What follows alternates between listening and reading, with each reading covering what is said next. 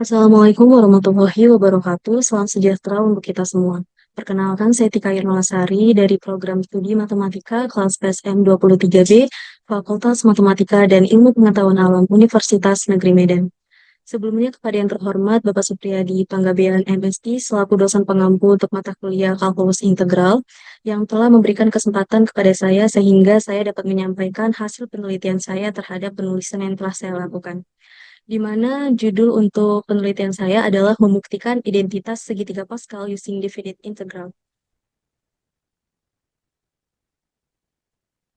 Di sini saya akan menjelaskan terkait tentang hasil penulisan saya, di mana di dalam jurnal yang saya tulis ini sudah tertera beberapa struktur, mulai dari abstrak, bab pendahuluan, metode penelitian, tujuan penelitian, sampai nanti ke hasil dan juga pembahasannya.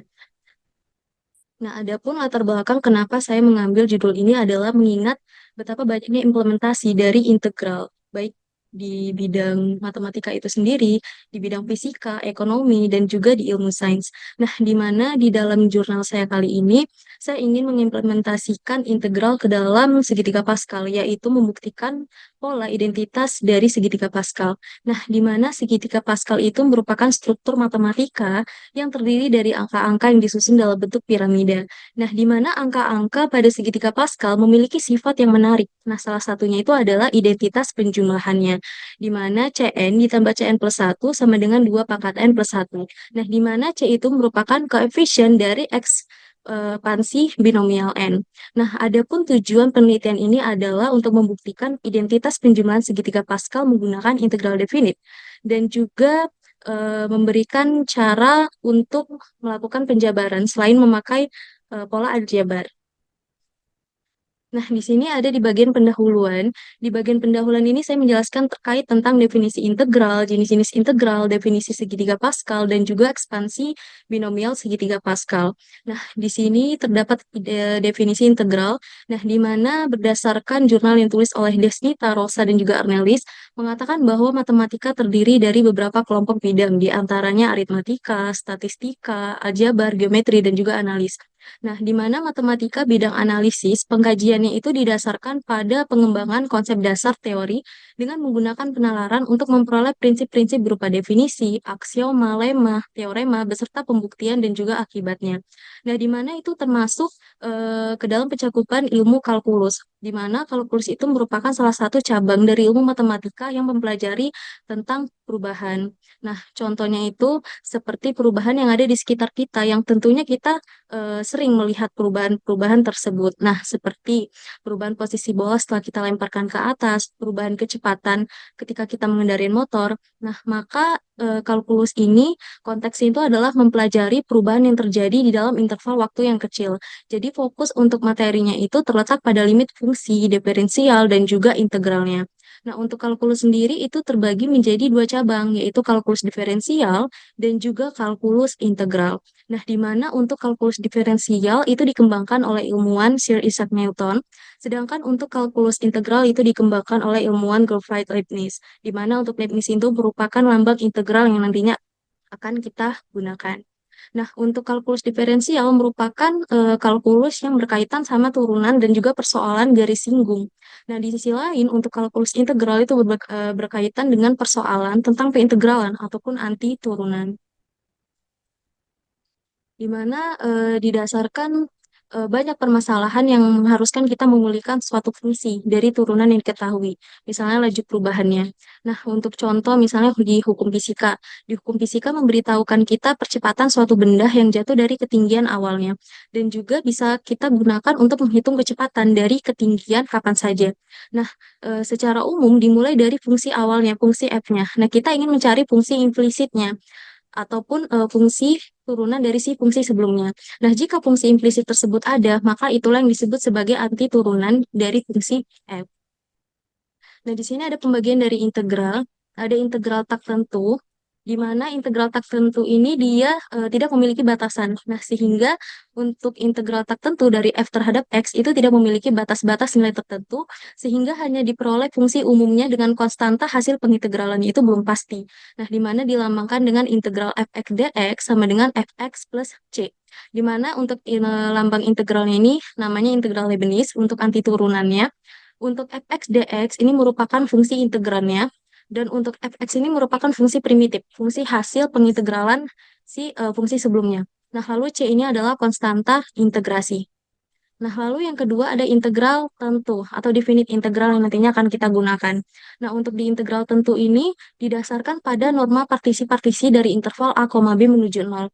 Nah, maka nilai jumlah Riemann yang berpadanan menuju ke suatu nilai limit J, di mana limit yang dimaksud dalam hal ini adalah jumlah Riemann akan dekat dengan bilangan apabila norma dan partisi tersebut cukup kecil, yang mengakibatkan semua subinterval memiliki lebar yang cukup kecil. Nah, di mana di dalam hal ini, integral tentu ini, konsepnya dia sudah memiliki selang tertentu, batas atas dan batas bawah. Nah, sehingga pun dia memiliki nilai secara pasti.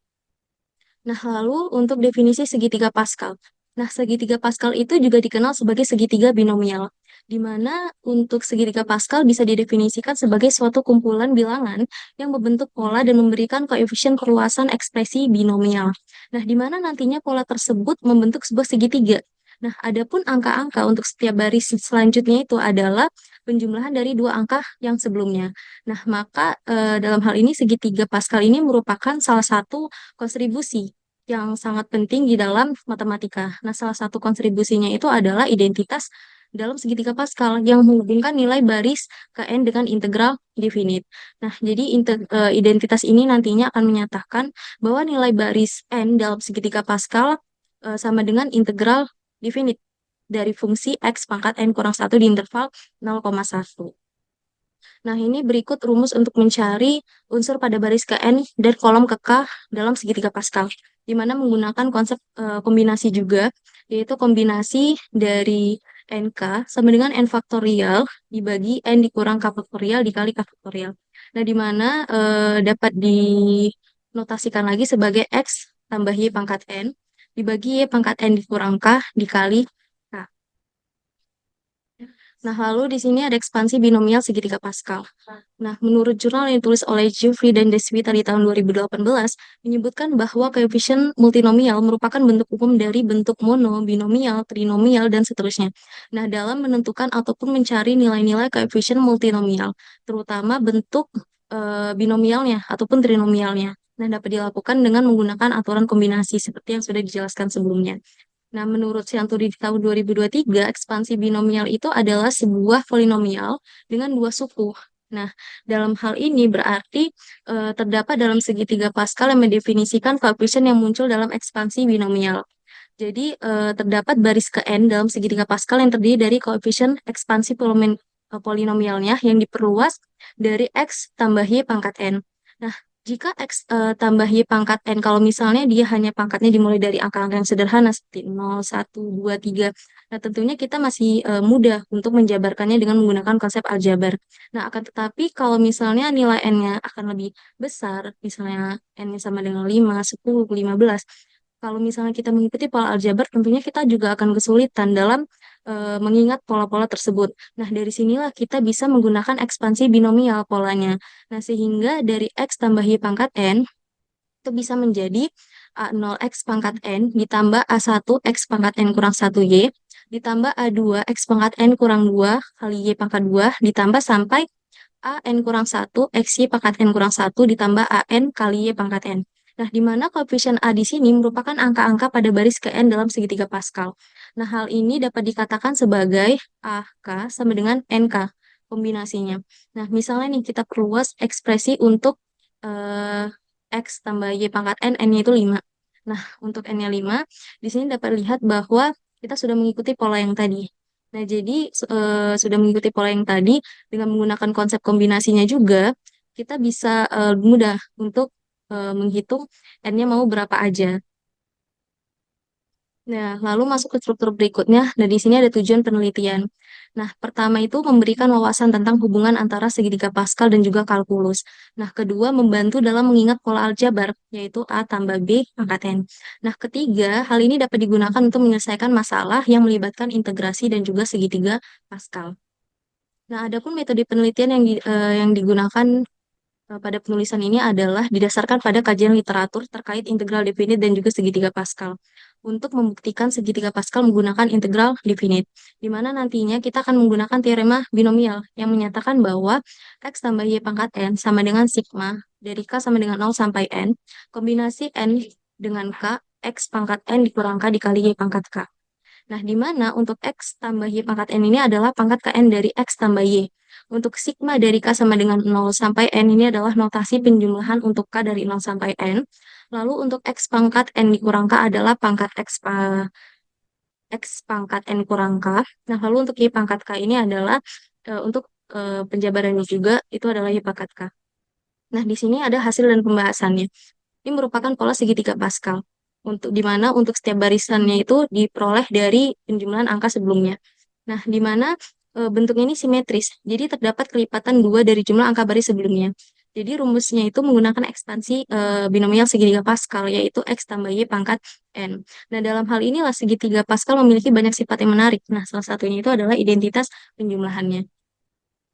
Nah, di sini bisa dilihat nih contohnya 1 ditambah 3 sama dengan 4. Nah, lalu lanjut ke pola-pola berikutnya. Nah, dengan menggunakan teorema binomial seperti yang sudah dijelaskan tadi, kita bisa juga menerapkan konsep integral definit. Nah, di mana integral definit dinotasikan sebagai integral batas bawah A batas atas B fx dx sama dengan fb dikurang fa. Dengan AB ini adalah nilai batas-batas untuk batas atas dan juga batas bawahnya. Nah, ada beberapa langkah yang akan digunakan di dalam penerapan konsep ini. Nah, yang pertama itu adalah mengekspansi identitas segitiga Pascal. Nah, menyatakan bahwa koefisien binomial dalam pengembangan X tambah Y pangkat 2 bisa dihitung dengan rumus kombinasi NK sama dengan N faktorial dibagi N dikurang K faktorial dikali K faktorial. Nah, di sini dinotasikan lagi sebagai ekspansi binomial segitiga Pascalnya. X tambah Y pangkat 2 dibagi X pangkat K dikurang Y pangkat N dikurang K. Nah, di mana untuk N-nya itu adalah bilangan bulat non-negatif. Dengan K adalah bilangan bulat non-negatif, intervalnya itu adalah K lebih kurang dari atau sama dengan 0 dan lebih kurang dari atau sama dengan N. Nah, di mana untuk kombinasi NK-nya ini adalah koefisien binomial yang mewakili jumlah secara memilih K elemen dari N elemen. Nah, di sini kita juga bisa menggunakan pola aljabar seperti yang sudah dijelaskan sebelumnya. Nah, maka dari penerapan ini, dari X tambah Y pangkat N, kita bisa jabarkan menjadi C kombinasi dari 0N, Y pangkat N, ditambah C kombinasi 1N, X pangkat N kurang 1 dikali Y pangkat 1, ditambah ditambah kombinasi 2 N kurang 2 dikali X pangkat N kurang 2 dikali Y pangkat 2 sampai kombinasi dari N, N dikali Y pangkat N. Nah, lalu yang langkah keduanya adalah mengintegralkan rumus identitas segitiga Pascalnya, yaitu X tambah Y pangkat N, menggunakan integral definit lipat 2. Nah, dalam hal ini, integral lipat 2 itu dinotasikan sebagai berikut. Untuk integral lipat 2, di mana batas kita mengambil selang intervalnya itu adalah 0, 1. Nah, maka integral batas bawahnya yang pertama itu adalah 0, 1, dan untuk integral yang keduanya itu batas bawahnya 0, batas atasnya Y. Dengan fungsinya itu adalah X tambah Y pangkat 2 dx dy. Nantinya kita akan mengintegralkannya itu sebanyak 2 kali terhadap X dan juga terhadap Y. Nah, di mana domain integrasinya adalah segitiga unit yang dibatasi oleh interval sebagai berikut. Terhadap X dan juga terhadap Y dengan intervalnya itu adalah 0,1. Nah, ada alasan kenapa domain tersebut yang dipilih karena memberikan bentuk segitiga unit yang memfasilitasikan perhitungan integral lipat 2 dan sesuai dengan simetri yang diperlukan untuk menghubungkan integral dengan koefisien binomial. Nah, yang pertama adalah representasi segitiga unit. Jadi dengan interval X lebih kurang dari atau sama dengan 0 lebih kurang dari atau sama dengan Y, mendefinisikan sebuah segitiga dalam bidang XY. Nah, di mana segitiga ini adalah setengah dari persegi unit dan memiliki simetri yang berguna dalam perhitungan integral lipat 2. Jadi dalam segitiga ini nantinya setiap titik X, Y akan memenuhi interval yang telah ditentukan. di mana nantinya akan membentuk segitiga unit di mana X dan Y keduanya berbatasan antara 0 dan juga 1. Nah, lalu yang kedua kaitannya dengan teori binomial. Jadi menggunakan domain seperti ini memungkinkan kita untuk menggunakan sifat-sifat simetri dalam ekspansi binomial, yaitu X tambah Y pangkat 2. Nah, lalu yang ketiga sederhana dalam perhitungan integral.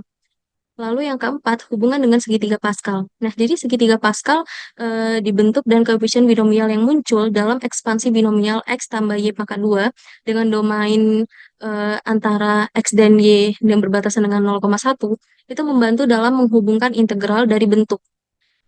Jadi, koefisien binomialnya itu dia lebih relevan. Nah, lalu yang ketiga adalah ekspansi binomial.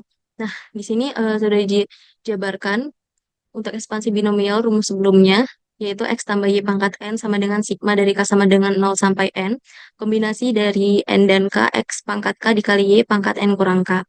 Nah, untuk diintegralkan, kemudian kita integralkan pola ekspansi binomialnya itu menggunakan integral lipat 2 seperti berikut. Nah, lalu kita bisa melakukan operasi, yaitu tukar urutan penjumlahan dengan integral.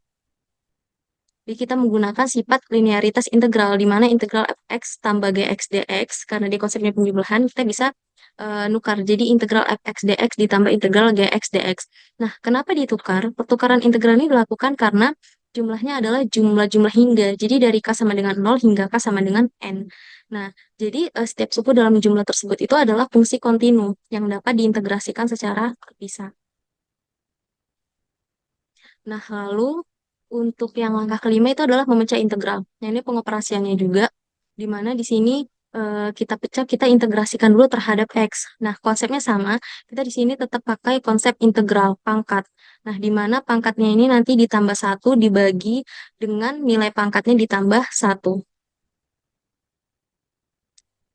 Nah, di sini hasilnya jika kita integrasikan terhadap X, nah ini terhadap X-nya itu adalah dimulai dari si Y dan 0-nya ini terhadap dx. Nah, lalu X pangkat K plus 1 dibagi K plus 1 dengan batas itu adalah Y dan 0. Nah, di sini kita tinggal substitusi untuk nilai X-nya sama dengan Y dan nilai X-nya sama dengan 0. Nah, karena 0, jadi kita nggak usah tulis lagi. Nah, jadi di sini hasilnya dari pengintegralan terhadap X, yaitu Y pangkat K plus 1 dibagi K plus 1.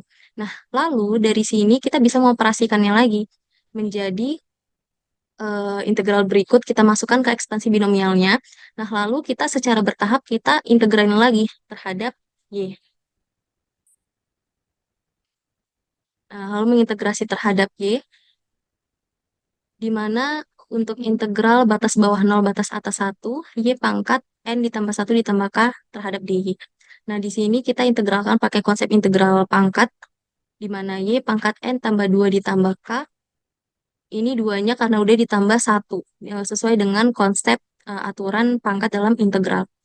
Dibagi N plus 2 ditambah K, dengan batas intervalnya 1, 0. Kita tinggal substitusi Y di sini sama dengan 1. Nah, karena Y sama dengan 0 juga hasilnya 0, jadi kita langsung ke satunya. Hasilnya adalah 1 dibagi N plus 2 plus K. Nah, lalu kita tinggal menyusun hasil integralnya. Menyusun hasil integral eh, yang kita udah dapat dari integral sebelumnya itu adalah 1 dibagi K plus 1. Nah, lalu untuk terhadap Y-nya adalah 1 per N plus 2 plus K. Nah, kita tinggal susun. Nah, lalu kita menghubungkan dengan koefisien binomial dengan mempertimbangkan N plus 1, K plus 1 yang bisa kita tulis sebagai konsep kombinasi, di mana kombinasi N plus 1, K plus 1 itu jadi N tambah 1 faktorial dibagi K tambah 1 faktorial dikali N plus 1 dikurang K plus 1 faktorial. Nah, di sini ini kita bisa kita faktorin ya. Ini jadi N plus 1 faktorial dibagi K plus 1 faktorial, N kurang K faktorial. Nah, hasilnya itu adalah N plus 1 dibagi K plus 1 dikali kombinasi N, K. Nah, berdasarkan hasil penelitian yang udah saya lakukan terhadap beberapa kajian literatur, didapatkan bahwa integral definit ini bisa digunakan dalam membuktikan pola segitiga Pascal dengan menggunakan pendekatan yang dilakukan terhadap ekspansi binomial dari segitiga Pascal itu sendiri. Dan tentunya juga menerapkan konsep dari integral definit dan juga beberapa sifat pengoperasian dari integral definit. Dan juga menggunakan konsep integral definit lipat 2. Nah, di mana dari penelitian ini juga bisa disimpulkan bahwa integral memiliki hubungan erat dalam segitiga Pascal. Dan itu bisa kita lihat dari pola bilangan ekspansi segitiga Pascal yang dalam menentukan pola bilangan selanjutnya. Nah, adapun hasil penelitian ini banyak bisa digunakan dalam berbagai bidang. Ya, misalnya dalam implementasi bidang kombinatorik, yaitu dalam menghitung jumlah kombinasi dan probabilitas, karena tadi kan konteksnya ke peluang. Nah, lalu juga menganalisis pola dan struktur dalam data kombinatorik. Nah, contohnya dalam mempelajari hubungan antara koefisien binomial dan bilangan Fibonacci, ataupun menyelidiki sifat-sifat segitiga Pascal. Nah, lalu juga pada bidang statistika dalam menghitung momen dan juga distribusi probabilitas. Nah, terdapat juga penerapannya pada ilmu komputer, yaitu terdapat pada algoritma kombinatorik dan juga statistik yang didasarkan pada integral ganda ataupun integral lipat dua, yang nantinya dapat digunakan dalam berbagai aplikasi dan juga komputasi. Sekian dari hasil penelitian saya terkait tentang membuktikan identitas segitiga Pascal using Newtonian integral. Semoga dari hasil kajian saya dapat bermanfaat. Tentunya bisa kita implementasikan di dalam berbagai bidang, khususnya di dalam bidang statistika dan juga di bidang matematika. Terima kasih. Wassalamualaikum warahmatullahi wabarakatuh.